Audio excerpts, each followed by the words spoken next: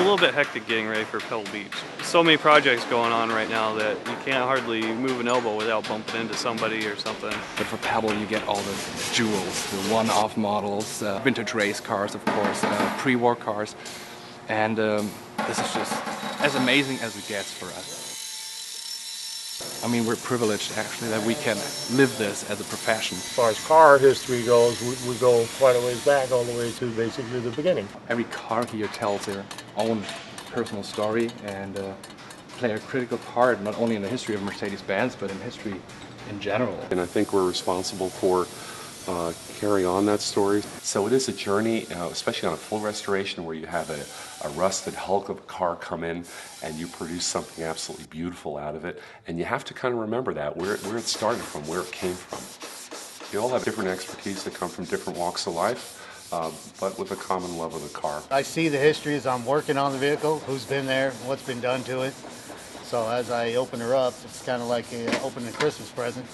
You see what's inside. Most of us that work on them, we're getting older, and so we have a certain resistance to all the new stuff. We kind of like the older stuff better.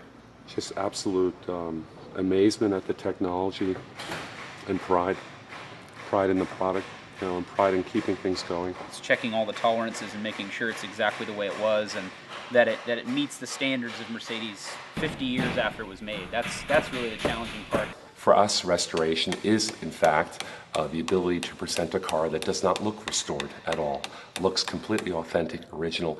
So perfection for us is perfection in detail, perfection in authenticity, perfection in execution of the job. We all have that pride of working here, because there's only a few of us. There's a very select few people that get to do this, so we enjoy it every day. It's not really work at all, it's more like playing. It's kind of doing a hobby all the time. It's really nice. I dedicate and give 110% of everything I have. A piece of my life I put into every car.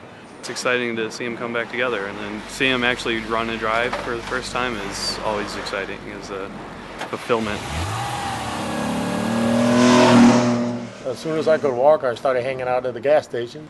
By 13, I had my own shop. I started working on cars with my grandfather when I was about 8 years old. First job that turned into my career was working on Mercedes-Benz, so it's been with me since I was, a little kid. Yeah, I mean, you grow up with it and it's part of my history, and I'm happy to be part of the history of Mercedes-Benz here, so that's pretty cool.